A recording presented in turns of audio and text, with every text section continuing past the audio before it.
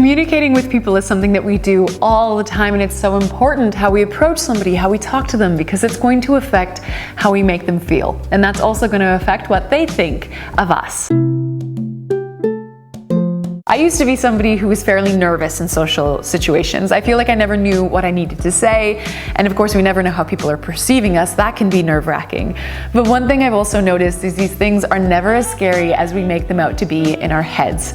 So in today's video, we're going to explore a few simple and effective ways that we can increase our confidence in social interactions, and ways that we can also build more meaningful connections with people.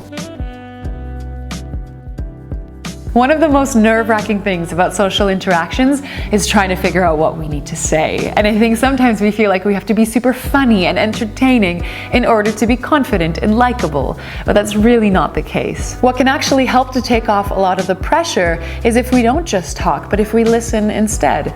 Asking people to talk about themselves, encouraging them to keep speaking by asking thoughtful questions. You see, the secret to being interesting is to actually just be interested. But to be interested, we have to fully listen. So this also means not interrupting the person when they're talking, not looking at our phones or looking over their shoulder at something happening in the distance, because that can be really distracting to them. People feel most comfortable around us when we show genuine interest in them and in the things that they're interested in. We tend to subconsciously express how we feel through our body language. So if we're feeling a little bit nervous, we tend to kind of close up. We hunch the shoulders forward, cross our arms, cross our legs. And that can, in response, make us actually feel timid, or at least when someone's looking at us, they're gonna think that we're shy. But if we open up our stance, standing tall, shoulders back, chin up, it changes everything. It actually makes us feel more confident. Smiling is another big one. It's the first way we tell somebody we like them, and usually a smile is met with a smile. It's contagious. Smiling also releases chemicals that make us feel happy even if we didn't feel that way to begin with, so it's a win all around. Remember that our emotions are created by motion, whether that's through physical movements or through our facial expressions. One of the biggest drives that we humans have is to feel appreciated, and we tend to like people who share their appreciation with us a little bit more. And this can be especially important if we're ever sharing feedback with somebody. So let me give you an example. When I was working as a dietitian, it was my job to give people dietary advice. So I would often ask a patient or a client what they generally ate in a day so that I could assess if their diet was balanced and adequate. If I had any feedback to give or suggestions for what things might need to be modified, I actually wouldn't offer it up right away. First, I would tell the person all of the things that they were doing really well. That tended to make them smile and nod in confirmation, and it would help to build that connection. Then when I would give my advice, they tended to be more open to receiving it. You see, when we give people feedback, even if it's positive, sometimes it can be viewed as criticism, which can make people defensive. So if you want to avoid that, try preceding it with giving them some genuine praise. And even if you aren't giving somebody feedback, just sharing your appreciation in general is one of the kindest things that we can do.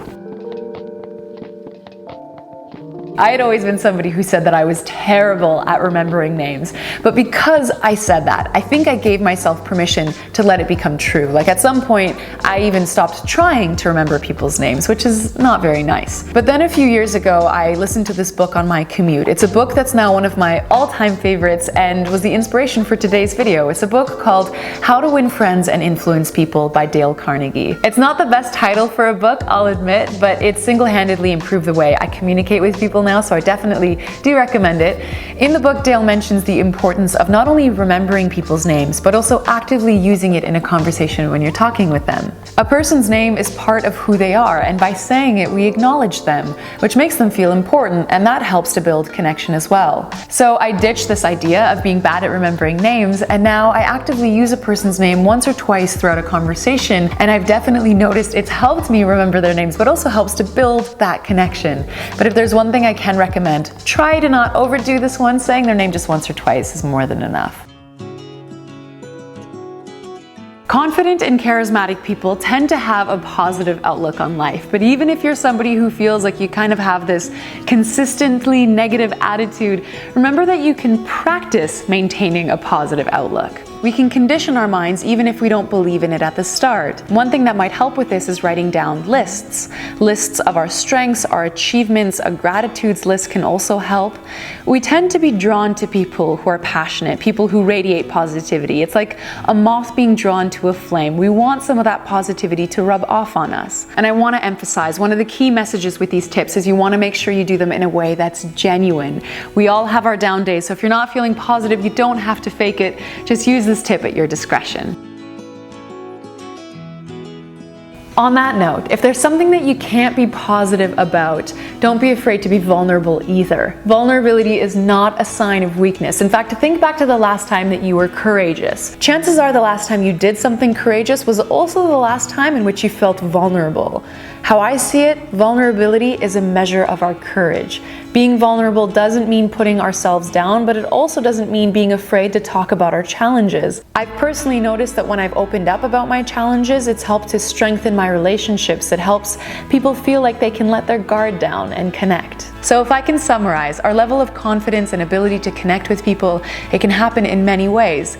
Through our body language, how we listen, how we communicate, what we say, our behavior, and so on. It's also incredibly simple, but I know that I've been guilty of not always putting it into practice, but it's so powerful when we do. And I want to take a moment to thank Audible for partnering with us on today's video. And if you feel like you want to improve your communication skills even more, I really recommend Dale Carnegie's book, which you can get for free, or you can get any other book of your choosing, plus a 30-day free membership if you visit audible.com/pickuplimes or visit the link in the description box below. Audible members now also get 1 free audiobook per month plus 2 free Audible originals. I think that's it for today, but I do hope that you enjoyed this little bit of moving around the studio because it gives you a bit of a glimpse into what we've been working hard at here. If you enjoyed the video, it always shows us a lot of love and appreciation if you give the video a thumbs up. Thanks a lot for watching. Pickup Limes signing off. We'll see you in the next video.